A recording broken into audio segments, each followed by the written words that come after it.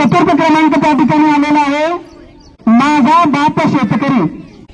अध्यक्ष महाशय पूज्य गुरुजन वर्ग आणि येथे जमलेल्या माझ्या बालमित्र मैत्रिणींनो, आज मी तुम्हाला काही 2 शब्द सांगणार आहे, ते तुम्ही शांत चित्तीने ऐकून घ्यावे अशी माझी नम्र विनंती आहे। मातीतून कोंब फुटला आणि पीक मोठे झाले, मातीतून कोंब फुटला आणि पीक मोठे झाले तर त्याला डौलदार पीक म्हणतात, तर त्याला डौलदार पीक म्हणतात। आणि ज्याला 2 वेळचा अन्नही मिळू शकत नाही त्या माझ्या शेतकरी बापाला उभ्या जगाचा पोशिंदा म्हणतात, उभ्या जगाचा पोशिंदा म्हणतात। नमस्कार, मी वैष्णवी रवींद्र बाळ तुमच्या समोर विषय मांडते, माझा बाप शेतकरी उभ्या जगाचा पोशिंदा। मित्रांनो, या विषयाचा विचार करत असताना मला आठवतात ते संत तुकाराम महाराज ज्यांनी 16व्या शतकात स्वतःकडे गहाण असणारे 7 बारे इंद्रायणी नदीत बुडवून शेतकऱ्यांना कर्जमुक्त केले। मित्रांनो, या विषयाचा विचार करत असताना मला आठवतात ते छत्रपती शिवाजी राजे ज्यांनी शेतकऱ्याचे राज्य निर्माण केले। मित्रांनो, या विषयाचा विचार करत असताना मला आठवतात ते शेतकऱ्यांचा असूड लिहिणारे महात्मा फुले आणि एकीकडे या विषयाचा विचार करत असताना मला आठवतात ते आजचे पुढारी मध्यंतरी काळात विदर्भ, मराठवाडा आणि खानदेशातील सर्वाधिक शेतकऱ्यांनी आत्महत्या केल्या। त्या वाटत नाही विषयाचा घोट, त्या वाटत नाही विषयाचा घोट, पण काय करावं माय बाप्पा सरकार, मातीच्या वासान कधी भरतं का पोट, मातीच्या वासान कधी भरतं का पोट। शेतकरी उभ्या जगाचा पोशिंदा, अन्नदाता अशा अलंकारिक शब्दांनी शेतकऱ्याचे वर्णन केले जाते। शेतात एखादे चांगले पिकाले की तो फार आनंदित होतो, त्या पिकाची कापणी करतो आणि त्यापासून या जगाचा उदरनिर्वाह करीत असतो। शेतकरी म्हटलं की आपल्या समोर 2च शब्द येतात, भिक्याची तिजोरी आणि पैशाचा तिजोरा, भिक्याची तिजोरी आणि पैशाचा तिजोरा। काळी फिरून जातं, शेतकऱ्या जवळ पैसा आहे असं ऐकलंय का तुम्ही? तरीही तो उभ्या जगाचा पोशिंदा आहे, उभ्या जगाचा पोशिंदा आहे। माझा दिलदार शेतकरी सर्वांचे प्रेम करतो, तरी बघा ना निसर्गाची साथ नाही, नशिबाचा हात नाही, दुष्काळाची अवकृपा काही पाटात सोडत नाही। आकाशात काळे ढग जमू लागले की माझ्या शेतकऱ्याच्या मनात एकच आस असते, ती म्हणजे माझा हा काळा विठोबा कोसळणार, कारण त्याची पेरणी थांबलेली असते। आज शेतकऱ्यांजवळ सिंचन व्यवस्था असल्यामुळे कसा पीक येतं, पण ओल्या दुष्काळामुळे ते धुळीत मिळतं, धुळीत मिळतं।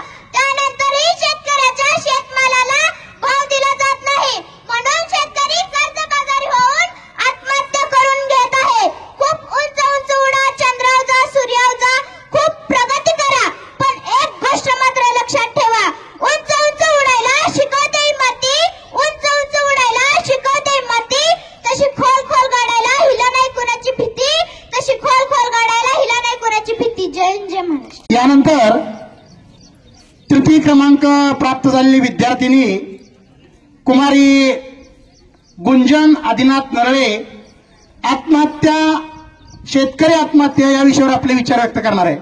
आम्ही शेतकऱ्यांच्या पोरी, आमच्या बापाच्या कष्टावर चालते ही दुनिया सारी, आमच्या बापाच्या कष्टावर चालते ही दुनिया सारी। नमस्कार, प्रथमतः मला जन्म दिला अशी माझी माय, ज्या पावन स्पर्शाने मी धन्य झाले अशी माझी जन्मभूमी भारत माता, या दोघींनाही मी प्रथमतः वंदन करते। शेतकऱ्याच्या हितासाठी, शेतकऱ्याच्या शेतीसाठी, शेतकऱ्यांना त्यांचे न्याय व हक्क मिळवून देणाऱ्या महान मानवाच्या महान कार्याला प्रथमतः मी अभिवादन करते। आदरणीय व्यासपीठावरील सर्व मान्यवर व इथे बसलेल्या माझ्या बंधू आदी भगिनींनो, सर्व प्रेक्षक आणि विशेष करून ज्यांना या विषयाची जाण करून द्यायची आहे असे ते सर्व युवक, सर्व संयोजक आणि आयोजक, या सर्वांनाच माझा साष्टांग नमस्कार।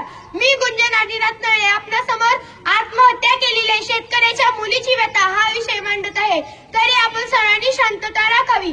या स्वातंत्र्य दिनानिमित्त बोलण्यासाठी खूप विषय होते, परंतु आपल्या सर्वांच्या मनाला लागणारा, काळजाला भिडणारा आणि शेतकऱ्याच्या आत्महत्येच्या झळा तुमच्या समोर पोहोचाव्यात म्हणूनच मी हा विषय निवडला। खरं तर खूप कम नशिबी आहोत आम्ही। लोकशाहीच्या कारभारात कुणी म्हणतं विठ्ठल तर कुणी म्हणतं पांडू, लोकशाहीच्या कारभारात कुणी म्हणतं विठ्ठल तर कुणी म्हणतं पांडू। अरे या मंत्र्या पुढाऱ्यांना तुमच्या समोर माझ्या शेतकऱ्याची व्यथा किती वेळा मांडू, किती वेळा मांडू। साऱ्या दुनियेचा जगण्याचा गाभा म्हणजे शेती आणि शेतकरी, शेती आणि शेतकरी या चक्रामध्ये बोगसगिरी, बेईमानी आणि बदमाशी चालत नाही, त्यामध्ये करावं लागतं ते फक्त कष्ट आणि कष्ट, आणि ते कष्ट करूनही त्याचा फळ निसर्गावर अवलंबून असतं।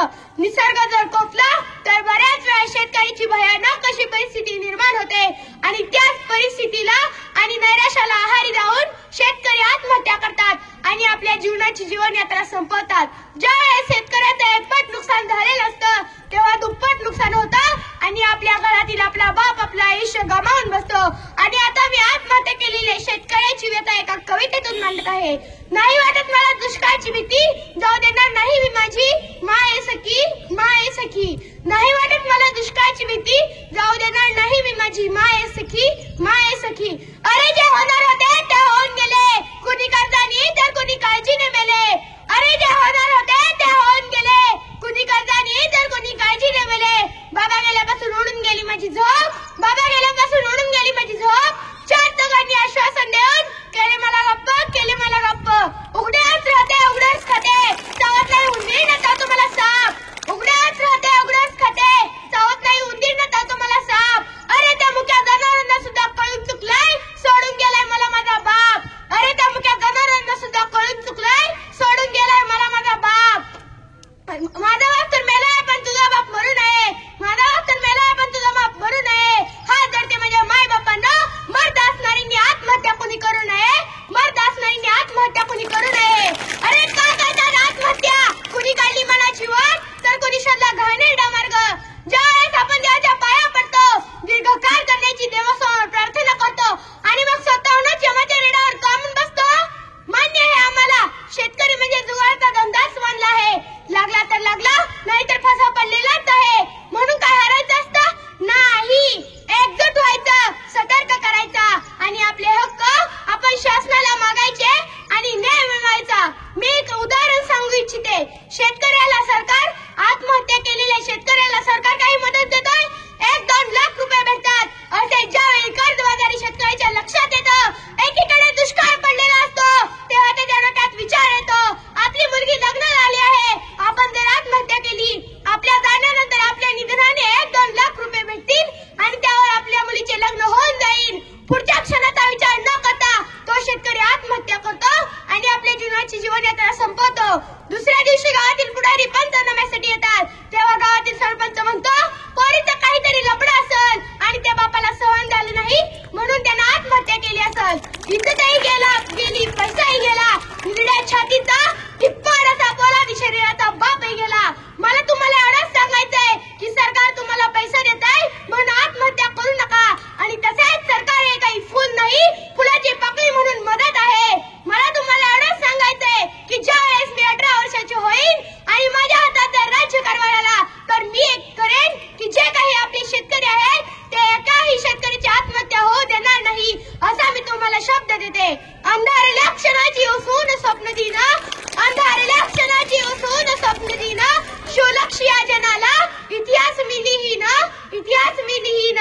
जनतेत गाजलेले उकडून स्वप्न दिना, जोडून या सुताश जलपल मी लिहीन, जलपल मी लिहीन. आणि मी काय देवेंद्र फडणवीस नाही की मी पुन्हा येईन, मी पुन्हा येईन म्हणून न येता मी पुन्हा येईन, माझे आश्वासन खरं करायला मी पुन्हा येईन. मी तुम्हाला एवढेच सांगू शकते की आपण घरी गेल्यानंतर आपल्या बापाला जवळ घ्या आणि एवढाच म्हणा की आपल्यावर कितीही वाईट वेळ आली, वाईट परिस्थिती आली तरी आपण त्या परिस्थितीला घाबरून जायचं नाही, आपण एकमेकांची साथ सोडणार नाही. एवढं बोलून मी माझे भाषण संपवते. जय हिंद, जय भारत, धन्यवाद. सार्थक दर्यापा किल्लारे आता 5वी शिवाजी महाराज याविषयी आपले विचार व्यक्त करतोय.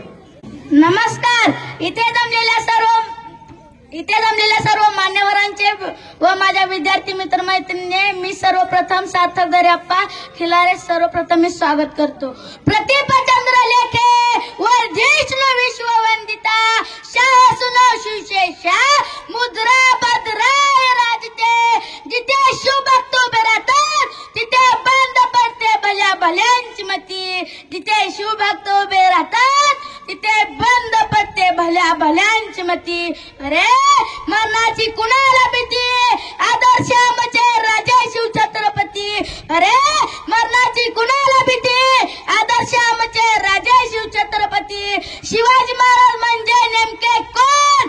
36 हत्तींचे बळ असणारे, त्रस्त मुघलांना करणारे, परत न विरणारे, ती तिन्ही जगात जाणणारे, शिस्त प्रिय वाणीचे तेज महाराष्ट्राची शान हा हात म्हणणारे राज्याचे हितचिंतक जनतेचा राजा म्हणजे छत्रपती शिवाजी महाराज अशा या रयतेच्या राजा मुजरा 65 किलोची तलवार राजवतो त्याचं नाव यसाजी 2000 शत्रूंशी एकटाच झुंजतो त्याचं नाव बाजी हात तुटला तरी शत्रूंशी झुंजत राहतो त्याचं नाव तानाजी आज तसाच दिल्लीवरून घोडा पुण्याला घेऊन येतो त्याचं नाव संताजी शत्रूच्या छावणीत घुसतो आणि छावणीचा कळस तोडून आणतो त्याचं नाव धनाजी दानवागाचा सामोरे जातो आणि उभा फाडतो त्याचे नाव संभाजी आणि या सगळ्यांना एकत्र करून स्वराज्याचे तोरण बांधतो ना त्याचे नाव शिवाजी त्याचे नाव शिवाजी स्वतःच्या मनगटावर विश्वास असणाऱ्याला दुसऱ्याच्या सामर्थ्याची भीती कधीच वाटत नाही आणि अशा सामर्थ्याला हरवण्याचे धाडस नियती सुद्धा करत नाही विजय सारखी तलवार चालवून गेला निधड्या छातीने अख्खा हिंदुस्तान लढून गेला वाघ नख्याने अफजल खानाचा कोथळा फाडून गेला मुठभर बावळ्यांना घेऊन 1000 शैतानाला लढून गेला स्वर्गात गेल्यावर ज्याला देवाने झुकून मुद्रा केला असा एक माझा मर्द मराठा शिवबा होऊन गेला असा एक माझा मर्द मराठा शिवबा होऊन गेला ओ बोलल्याने मनाला शांती मिळते ओ बोलल्याने मनाला शांती मिळते साई बोलल्याने मनाला शक्ती मिळते साई बोलल्याने मनाला शक्ती मिळते राम बोलल्याने मनाला पाप मुक्ती मिळते आणि जय शिवराय बोलल्याने आम्हाला 100 वाघांची ताकद मिळते म्हणून तर म्हणतात ना आले किती गेले किती आले किती गेले किती उडून गेला भरारा आले किती गेले किती उडून गेला भरारा संपला नाही आणि संपणारही नाही माझ्या शिवबाचा तरारा माझ्या शिवबाचा तरारा सागराचे पाणी कधी आटणार नाही माऊलीची माया कधी तुटणार नाही सागराचे पाणी कधी आटणार नाही माऊलीची माया कधी तुटणार नाही हा जन्म का 1000 जन्म झाले तरी नाथ शिवरायांचा कधी सुटणार नाही नाथ शिवरायांचा कधी सुटणार नाही श्वासात रोखून वादळ डोळ्यात रोखली आग श्वासात रोखून वादळ डोळ्यात रोखली आग देवा आमचा छत्रपती एकटा हिंदू वाघ देवा आमचा छत्रपती एकटा हिंदू वाघ थोर तुमचे कर्मजी जाऊ उपकार न कधी फिटणार थोर तुमचे कर्मजी जाऊ उपकार न कधी फिटणार चंद्र सूर्य असेपर्यंत नाव न तुमचे मिटणार नाव न तुमचे मिटणार शेवटी जाता मी एवढेच म्हणेन की सूरज की तो बात छोड़ो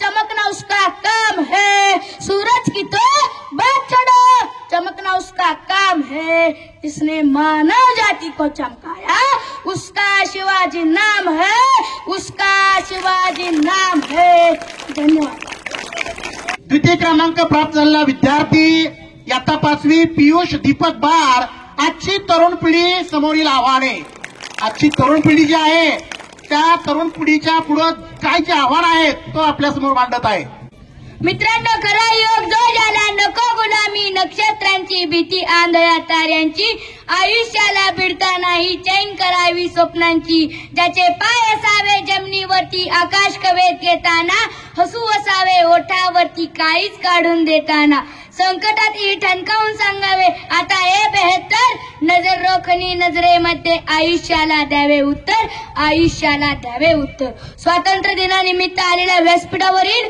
व व्यासपीठासमोरील सर्वांना माझा नमस्कार मी पियुष दीपक बाडी इयत्ता 5वीचा विद्यार्थी विषय घेऊन आला आहे आजच्या तरुण पिढी समोरील आदर्श आव्हाने मित्रांनो अवघ्या 16व्या वर्षी संजीवनी समाधी घेणाऱ्या संत ज्ञानेश्वरांची येथेच आहे आळंदी आणि अवघ्या 42 वर्षाच्या आयुष्यामध्ये जगाला संदेश पोहोचवणारे संत तुकोबारायांचे येथेच आहे देऊ आणि अवघ्या 22व्या वर्षी हुतात्मा पत्करणाऱ्या हुतात्मा बाबू गेनूची हीच ती भूमी आहे एवढेच नव्हे तर आपल्या सर्वांचे आराध्य दैवत म्हणजेच छत्रपती शिवरायांच्या आदर्शनाने व विचाराने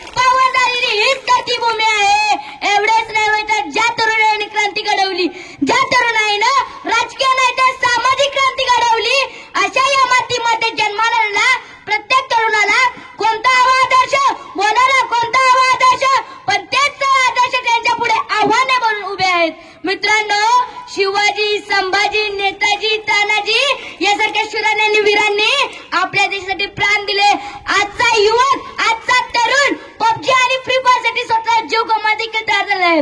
अरे डोळे असून आंधळ्यासारख्या वागणाऱ्या, अरे डोळे असून आंधळ्यासारख्या वागणाऱ्या आणि तोंड असून मुक्यासारख्या जगणाऱ्या आजच्या या युवा पिढीला ना मोबाईलच्या अतिरेकी वापरामुळे घरचा कधी थिएटर तर आयुष्याचा कधी सिनेमा झाला हेही कळले नाही.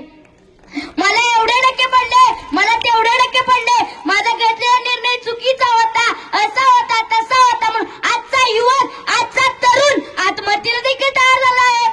अरे यशस्वी कोण होतो? जो योग्य निर्णय घेतो तो नव्हे, जो घेतलेला निर्णय कसा योग्य आहे तो सिद्ध करतो ना, तो यशस्वी होतो. अरे मेंढराच्या कळपाने जाणारी सुद्धा असतात आणि लढग्याच्या बडकृतीने लचके तोडणारी सुद्धा असतात, पण सिंहाच्या निर्भयानं, राजहंसाच्या विवेक बुद्धीनं पुढे जाणारा युवक आज या देशाला हवा आहे.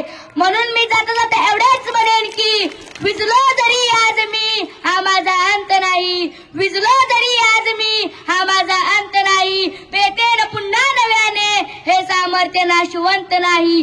छाटले जरी पंख माझे मी पुन्हा उडेन, मी छाटले जरी पंख माझे मी पुन्हा उडेन, मी अडवू शकेल मजला अशी भिंत नाही, विजलो जरी आज मी हा माझा अंत नाही.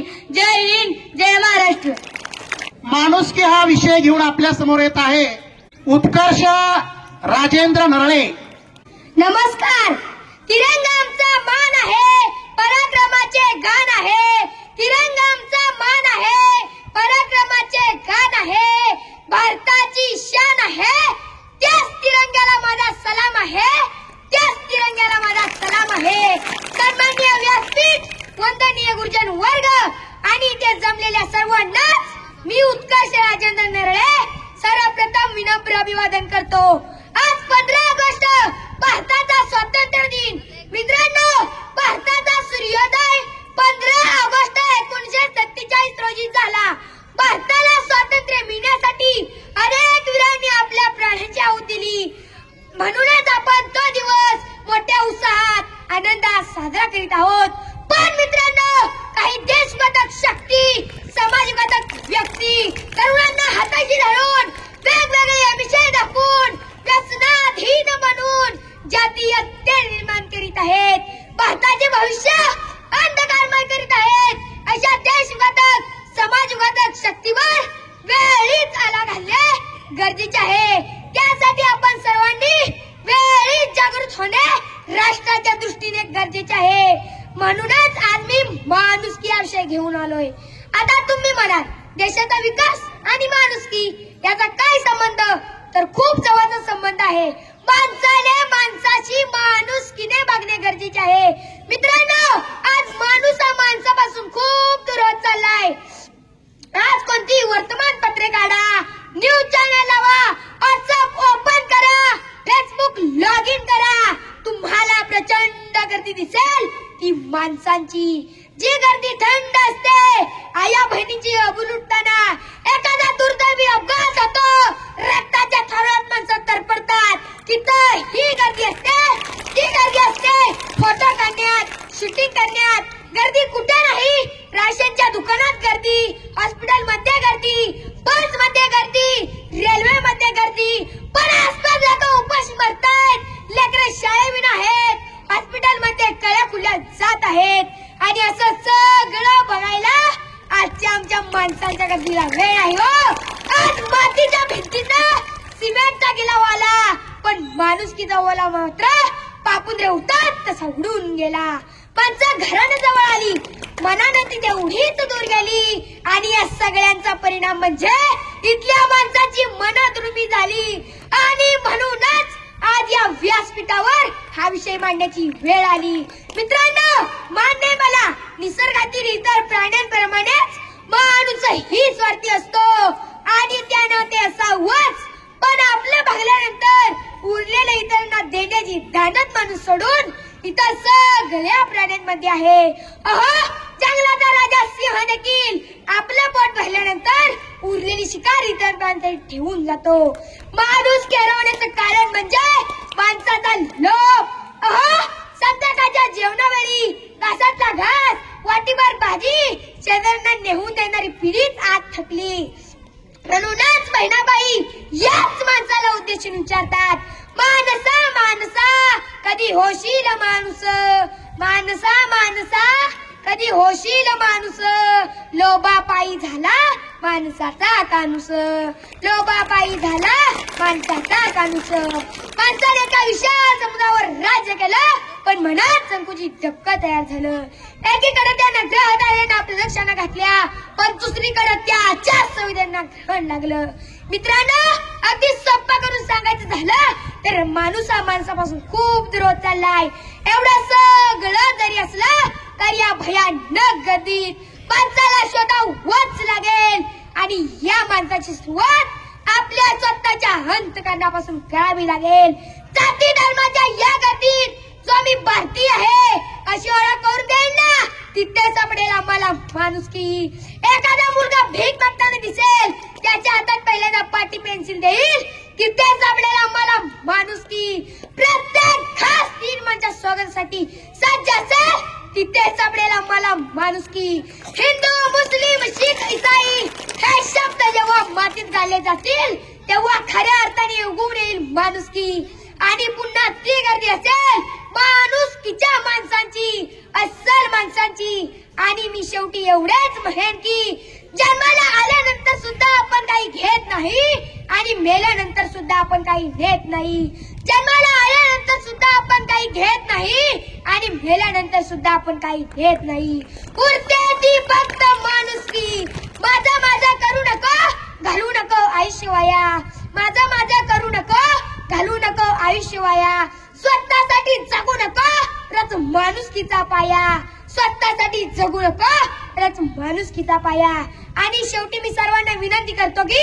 माझ्या मागे घोषणा द्या ऐकायला का ऐकायला का भारत माता की भारत माता की वंदे वंदे धन्यवाद उत्तेजनार्थ 4था नंबर त्या ठिकाणी आलेला आहे आमच्या विद्यालयातील विद्यार्थिनी कुमारी प्रगती गजेंद्र लोखंडे पुन्हा एकदा शेतकरी हा विषय घेऊन आपल्या समोर येत आहे इयत्ता 9वी प्रगती गजेंद्र लोखंडे आजच्या कार्यक्रमाचे अध्यक्ष प्रमुख पाहुणे मुख्याध्यापक शिक्षक आणि माझ्या मित्रमैत्रिणींनो आज मी प्रगती गजेंद्र लोखंडे तुमच्या समोर विषय मांडते कथा आणि व्यथा बळीराजाची ते तुम्ही शांततेने ऐकून घ्यावे हीच विनंती शेतकरी शेतकरी हा शब्द जेवढा उच्चारायला सोपा वाटतो ना तितका सोपा नाही आणि आज आपण अभिमानाने सांगितलं पाहिजे की आम्ही शेतकऱ्याची मुलं पण त्यात सुद्धा अभिमान दाखवताना आज आपण डगमगतो का कारण अन्न वस्त्र निवारा या मानवाच्या मूलभूत गरजा आहेत त्या गरजा सुद्धा बळीराजा शेतकऱ्याशिवाय पूर्णच होऊ शकत नाही पण तोच बळीराजा आज अपूर्ण आहे धान्याशिवाय अन्न नाही कापडाशिवाय वस्त्र नाही आणि लाकडाशिवाय निवारा सुद्धा नाही पण त्याच शेतकऱ्यावर आज उपासपोटी झोपण्याची वेळ येत आहे महाबियाणे बेभरवशाचा पाऊस आणि बाजारभाव या गोष्टी आज खूप स्तोत्र झाले जर का कुठे महागाई वाढली तर नोकऱ्यांचे पगार वाढतात पण तेच पगार कमी झाल्याची बातमी कोठेही दिसत नाही जेव्हा शेतकऱ्याकडे धान्य असते तेव्हा त्याचे भाव अगदी निम्म्याला येऊन पोहोचतात आणि जेव्हा शेतकऱ्याकडे धान्य नसतं तेव्हा त्याचे भाव अगदी गगनाला गवस निघालणारे असतात मित्रांनो अशा परिस्थितीत आपला शेतकरी कसा काय जगणार आणि शेतकरीच का नाही जगला तर आपण तरी कसे काय जगणार इतकं वाईट आणि कर्मदरिद्रपणाचं जीवन आपला शेतकरी जगत असतो त्याचं दुःख ना सरकार समजतं ना आणखी कोणी आपला शेतकरी सकाळी लवकर उठतो अंघोळ करतो आणि घरात लावलेल्या महाराजांच्या फोटोजवळ जातो आणि हात जोडतो आणि गाणं गातो संप होईल भूकंप आता जीव आता तळमत आहे संप होईल भूकंप आता जीव आता तळमत आहे माफ करा राजा आता संपावर जातोय माफ करा राजा आता संपावर जातोय काळजा रक्ताचं पाणी करून काळ्या मातीत घाम रक्ताचं पाणी करून काळ्या मातीत घाम मर मर मरून सुद्धा मिळणार नाही दाम मर मर मरून सुद्धा मिळणार नाही दाम शिळा पाका तुकडा तो रोज रोज खातोय माफ करा राजा आता संपावर जातोय ज्या दुधानं झालं मोठा त्या दुधाचाच होतोय चिखल ज्या दुधानं झालं मोठा त्या दुधाचाच होतोय चिखल कागदात पडल्यात भेगा पण कोणीच घेईना दखल कागदात पडल्यात भेगा पण कोणीच घेईना दखल लेकरा बाळांचा जीव आता कासावीस होतोय माफ करा राजा आता संपावर जातोय माफ करा राजा आता संपावर जातोय आपला शेत कर्जाच्या ओझ्याखाली तुटतो सात बारा मायबाप पुढाऱ्यांनी आमचा खेळत केला सारा मायबाप पुढाऱ्यांनी आमचा खेळत केला सारा खादी मधला रक्षण करता अंत पाहतोय आमचा माफ करा राजा आता संपावर जातोय माफ करा राजा आता संपावर जातोय मुलांसाठी आपण पैसा खर्च पण भाज्यांसाठी आपलीच माणसं हृदयावर घालतात पण भाज्यासाठी आपलीच माणसं हृदयावर घालतात घाव.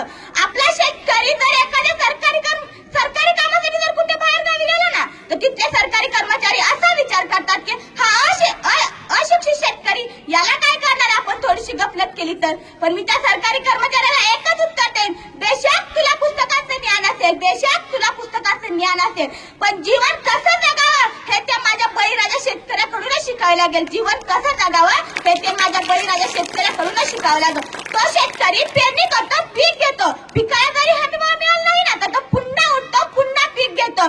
कोठून येत असेल त्यात तेवढी सहनशीलता, कोठून येत असेल त्या तेवढी सहनशीलता. ज्यांना म्हणून वाटतं ना शेतकरी अशिक्षित असतात, अडाणी असतात, त्यांना म्हणून सांगेन, कोण म्हणतं बाबा माझा कधीच शिकला नाही, कोण म्हणतं बाबा माझा कधीच शिकला नाही. माझ्या बाबाची शाळा तर वेगळीच आहे, माझ्या बाबाची शाळा तर वेगळीच आहे. ती सुधारला की सुरू शाळा, तीच मावला की सपली शाळा. माझ्या बाबाची शाळा तर वेगळीच आहे, माझ्या बाबाची शाळा तर वेगळीच आहे. जमीन कागद तर नांगर पेन्सिल आहे, जमीन कागद तर नांगर पेन्सिल आहे. माझ्या बाबाची शाळा तर वेगळीच आहे, माझ्या बाबाची शाळा तर वेगळीच आहे. जाता एवढं सांगेन, शेतकरी म्हणजे नक्की तरी काय हो, शेतकरी म्हणजे नक्की तरी काय. शेतकरी म्हणजे ज्याला मातीची किंमत माहित असते आणि लोक त्याला काडीची किंमत देत नाही, तो म्हणजे शेतकरी. एवढे बोलून मी थांबते. जय हिंद, जय महाराष्ट्र, धन्यवाद. इयत्ता 9वी कुमारी अक्षदा विजय नरळे. माणसाची हरवली अक्कल अशा प्रकारचा विषय आहे. ओके गुगल म्हणल्यावर समजत नाही. नमस्कार. निसर्गाच्या अलौकिक निर्मितीतून बहरलेल्या सृष्टीत सर्वात बुद्धिमान जीव फक्त मनुष्यच असं आपण म्हणतो. सुख समृद्धीच्या गराड्यात अडकलेल्या आणि तथाकथित प्रगतीच्या हव्यासाने झोपटलेल्या माणसाला आज स्वतःचाच विसर पडलाय. माणूस नावाचा प्राणी इतका दुबळा कसा झाला? लोक म्हणतात तो तर सृष्टीचा स्वामी झाला, कारण त्याने आपली बुद्धी आणि विचारशक्ती वापरायला सुरुवात केली. याच बुद्धीच्या जोरावरती त्याने तंत्रज्ञानात अलौकिक प्रगती केली. पण ज्या माणसाने तंत्रज्ञानात अलौकिक प्रगती केली त्याच माणसाची तंत्रज्ञान आज अधोगती करत आहे असं म्हटलं तर का वावगं ठरणार नाही. तंत्रज्ञानामुळे माणसाला सहज सारं काही उपलब्ध झालं. पूर्वी आम्हाला एखाद्या प्रश्नाचं उत्तर पाहायचं म्हणलं तरी त्या प्रश्नाची 2-4 पुस्तकं चाळावी लागायची. आणि आता तोच प्रश्न गुगल वरती टाइप केला तर बटनच्या एका क्लिक वरती त्याचे उत्तर आणि त्याबाबतची अधिक माहिती पाहायला मिळते. सर्वसामान्यांच्या घरात अलेक्सा नावाचा एक छोटासा बॉक्स पाहायला मिळतो. त्या अलेक्साला एखादा साधा राजकीय, आर्थिक, सामाजिक प्रश्न विचारला तर काही सेकंदामध्ये उत्तर मिळतं. एकूणच अशी सर्व संसाधने इतक्या सहजतेने माणसाला उपलब्ध झाली, म्हणूनच माणसाची अक्कल हरवत चालली. आणि हाच विषय घेऊन मी आपल्या समोर उभे आहे. कुमारी अक्षदा विजय नरळे, माध्यमिक विद्यालय लक्ष्मीनगरची विद्यार्थिनी, आपल्या समोर विषय म्हणते माणसाची हरवली अक्कल. जिथं तिथं हॅलो अलेक्सा आणि ओके गुगल. माणसाची ओठांवरची भावना 2 बोटांवर येऊन थांबली. अन्न, वस्त्र, निवारा, शिक्षण, आरोग्य या माणसाच्या मूलभूत गरजा आहेत. त्याचबरोबर गुगल आणि अलेक्सा ही माणसाची अत्यंत महत्वाची गरज बनते की काय, हाच प्रश्न नेहमी पडतो. गुगल, अलेक्सा, सोशल मीडिया हे शब्द कित्येक वर्ष आमच्या शब्दकोशातही नव्हते. यावरती आता आमचाच विश्वास बसत नाही. गुगल, आजचा प्रत्येक व्यक्ती गुगलचा वापर करतोय. हे गुगल कोणी बनवले आम्हाला कोणालाच माहित नाही.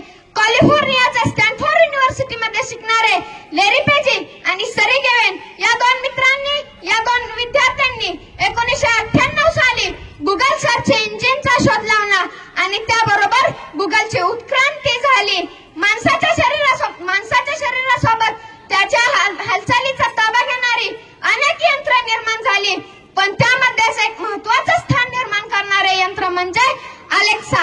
अलेक्साकडून घरातील छोटी मोठी कामे करून घेतली जातात, जसं की लाईट ऑन ऑफ करणं, विंडोज कर्टन. या सॉफ्टवेअरच्या मदतीने अमेझॉनने निर्माण केलेला अलेक्सा असेल, लेरी पेजी आणि सरी गेवेन या 2 विद्यार्थ्यांनी बनवलेलं गुगल असेल, हे सर्व सकारात्मक दृष्टिकोनातून निर्माण केलं गेलं आहे. पण एखादी गोष्ट अति झाल्यास त्याची माती झाल्याशिवाय राहत नाही. त्याचप्रमाणे तंत्रज्ञानाच्या आहारी गेलेला आजचा आपला माणूस तंत्रज्ञानाच्या अतिवापरामुळे स्वतःचीच माती करून घेत आहे. गुगल साऱ्या विश्वाचे भंडार या गुगल वरती उपलब्ध आहे. ग्रीनलँड पासून अर्जेंटिना पर्यंत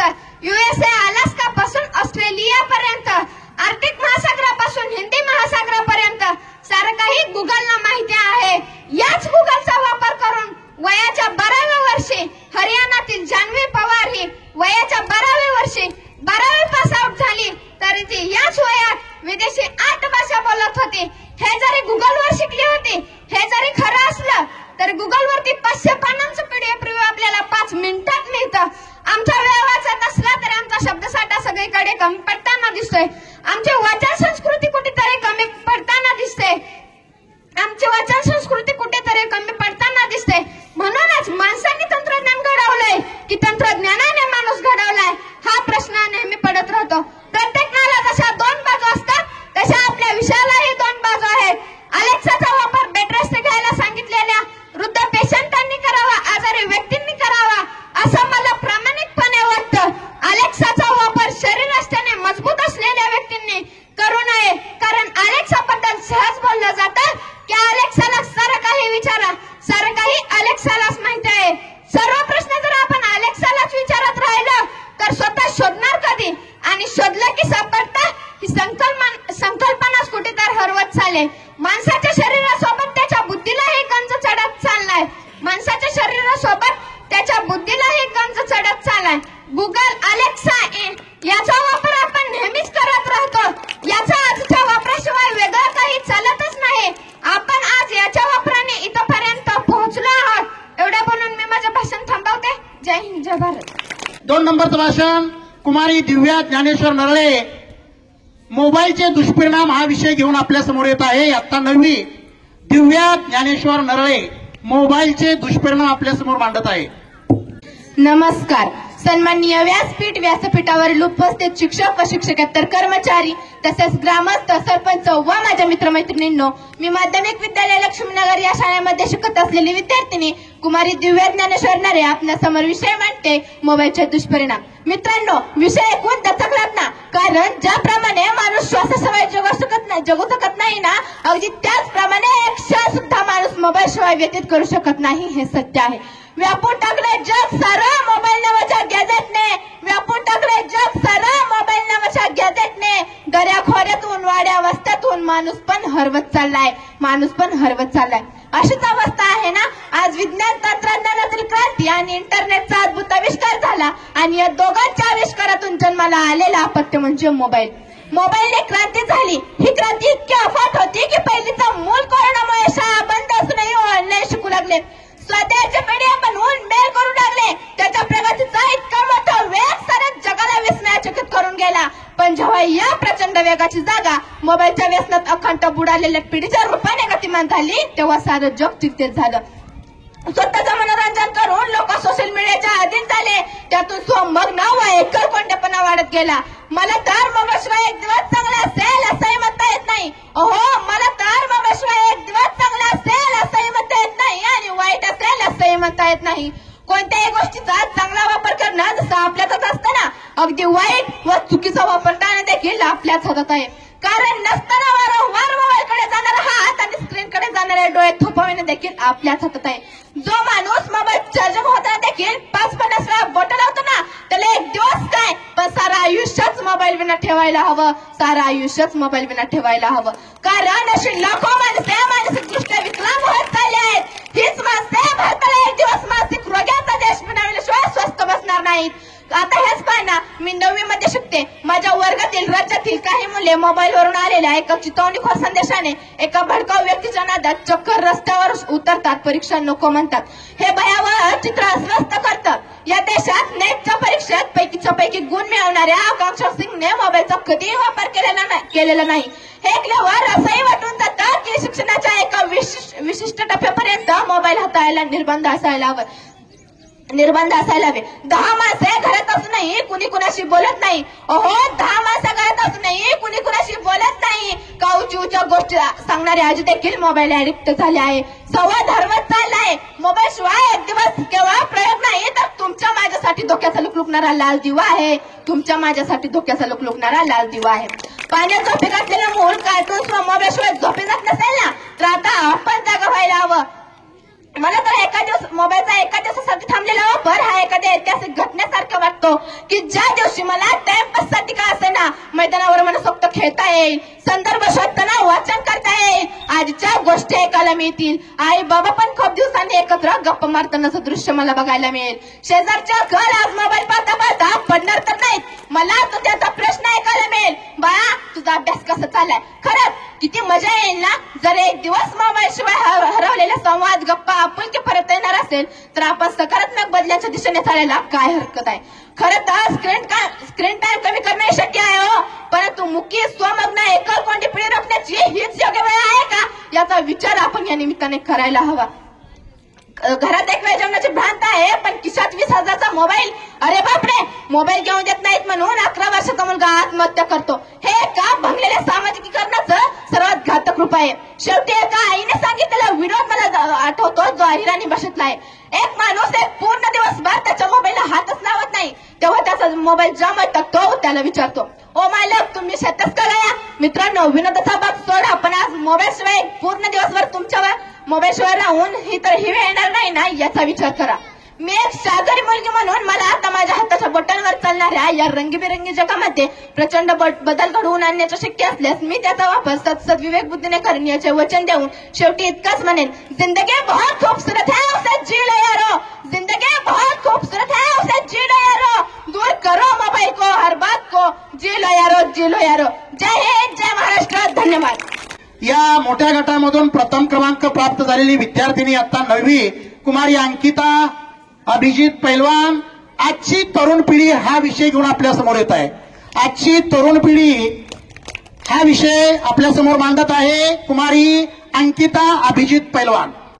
मित्रांनो खरं तर खरा युवक तोच असतो ज्याला नको गुलामी नक्षत्राची भीती आंधळ्या ताऱ्याची, आयुष्याला भिडतानाही चैन करावी स्वप्नांची, ज्याचे पाय असावे जमिनीवरती आकाश कवेत घेताना, हसू असावे ओठांवरती काळीज काढून देताना, संकटाचे ठणकावून सांगावे आता ये बेदर, नजर रोखून नजरेमध्ये आयुष्याला द्यावे उत्तर, आयुष्याला द्यावे उत्तर. यावरून तुम्हाला माझ्या भाषणाचा विषय समजला असेल. नमस्कार, मी कुमारी अंकिता अभिजित पैलवान, माध्यमिक विद्यालय लक्ष्मीनगर इयत्ता 9वीची विद्यार्थिनी आपल्यासमोर विषय घेऊन आले आहे आजच्या तरुण पिढीपुढील आदर्श व आव्हाने. मित्रांनो अवघ्या 16व्या वर्षी संजीवन समाधी घेणाऱ्या संत ज्ञानेश्वर माऊलींची आळंदी शेजारीच आहे. अवघ्या 42 वर्षाच्या आयुष्यामध्ये जगाला संदेश देणारे जगद्गुरु तुकोबारायांचं देहू बाजूलाच आहे. अवघ्या 22व्या वर्षी हुतात्मा पत्करणारे हुतात्मा बाबू गेनू यांची सुद्धा हीच तर भूमी. अरे एवढंच नव्हे तर आपल्या सर्वांचं आराध्य दैवत छत्रपती शिवरायांच्या आदर्शानं व विचारानं पावन झालेली हीच तर माते. अरे एवढंच नाही तर ज्या तरुणाईनं इथं क्रांती घडवली, ज्या तरुणाईनं इथं राजकीयच नव्हे तर सामाजिक क्रांती घडवली, अशा या मातीमध्ये जन्माला आलेल्या प्रत्येक तरुणाला अजून कोणाचा हवा आदर्श सांगा ना, अजून कोणाचा हवा आदर्श. पण आजच्या पिढी पुढील आदर्श मात्र काय वेगळेच आहेत. तेच तर त्यांच्या पुढे आव्हाने बनवून उभे आहेत. मित्रांनो शिवाजी, संभाजी, नेताजी, तानाजी यासारख्या शूरांनी आणि वीरांनी देशासाठी स्वतःचा जीव गमावला आणि आज इथे आमचे युवक पबजी आणि फ्री फायर साठी स्वतःचा जीव गमावतात. अरे डोळा असून अंधासारख्या वागणाऱ्या आणि तोंड असून मुक्यासारख्या जगणाऱ्या आजच्या युवा पिढ्यांना मोबाईलच्या अतिरेकी वापरामुळे घराचा कधी थिएटर झाला, आयुष्याचा कधी सिनेमा झाला हे कळालं की नाही. अहो ज्या दिवट्याला समाजातील लोकांसमोर उकाचू करता येत नाही, ज्या दिवट्याला समाजातील लोकांसमोर उकाचू करता येत नाही त्या दिवट्याला फेसबुक आणि इंस्टाग्राम डाउनलोड करून द्या, बघ कशी दनादन चॅटिंग करतोय ते. खरं तर मला शिवरायांना सांगावंसं वाटतंय,